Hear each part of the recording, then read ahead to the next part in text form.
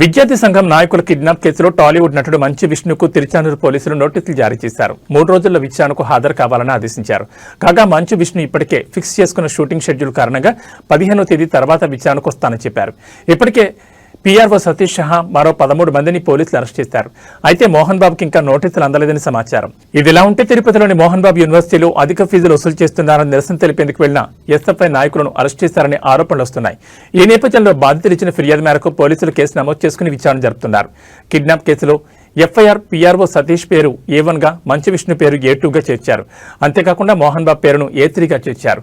బాధితుల ఫిర్యాదు మేరకు యాజమాన్యం ప్రోద్బలంతోనే కిడ్నాప్ జరిగినట్లు పోలీసులు అనుమానిస్తున్నారు. ఇప్పటికే తనపై నమోదైన ఎఫ్ఐఆర్ రద్దు చేయాలని మోహన్ బాబు ఏపీ హైకోర్టులో క్వాష్ పిటిషన్ దాఖలు చేశారు.